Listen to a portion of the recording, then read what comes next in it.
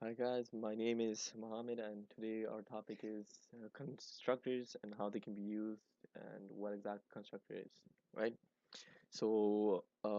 Using an example that is not related to the computer science or directly to programming a constructor or any methods, we'll talk about three things: a car factory, and the person driving the car.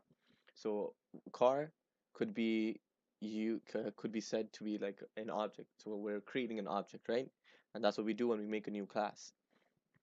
And at the car factory, the factory itself is what creates the car, right? So we can take it that as the constructor, and which is our main focus.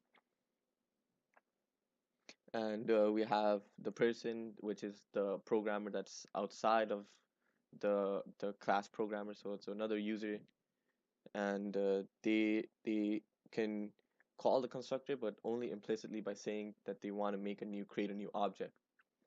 So a car is an example of an object because it is made up of many things that a constructor makes.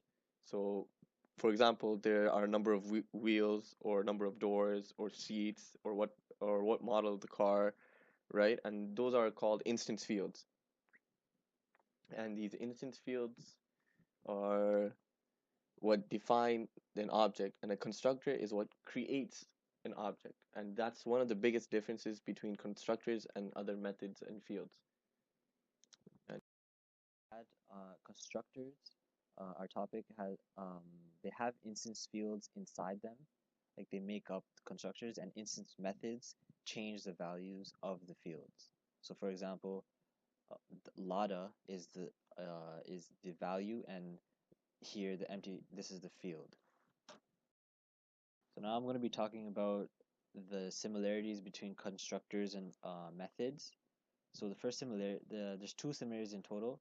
The first similarity is that both methods and constructors can be overloaded, and overloading is when you have two methods with the same name but different parameters.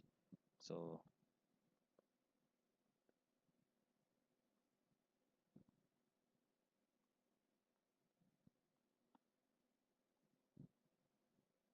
overloaded.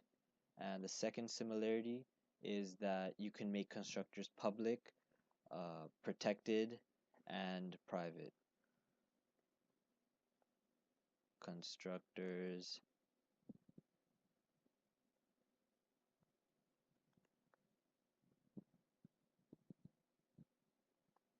protected and private.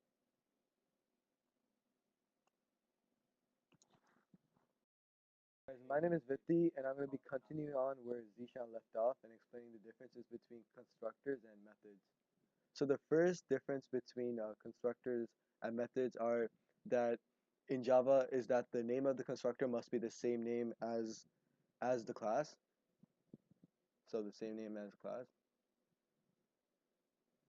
All right. The second difference between method and constructor in Java is that the constructor doesn't have any return type, and but the method has a return type and returns something unless it's a void.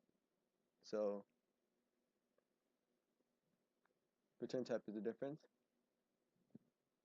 The third difference between constructor and methods in Java is that constructors are chained and they're in a particular order. So particular order. So another difference between methods and constructor is that unlike methods, constructor yet declared in class isn't considered as a member of class. So it isn't considered as a member of class.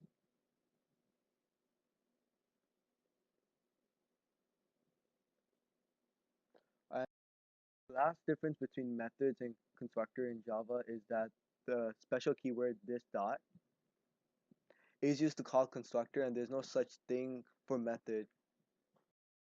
To carry on with the video, we're going to be explaining constructors in Java, in Dr. Java. So I have the fraction class here. I deleted some parts to make it easier to understand. So, so basically over here we have class fraction, And then we have our two instance fields, the numerator and the denominator. And then after we have a constructor right here. So to identify a constructor, I can look at many things.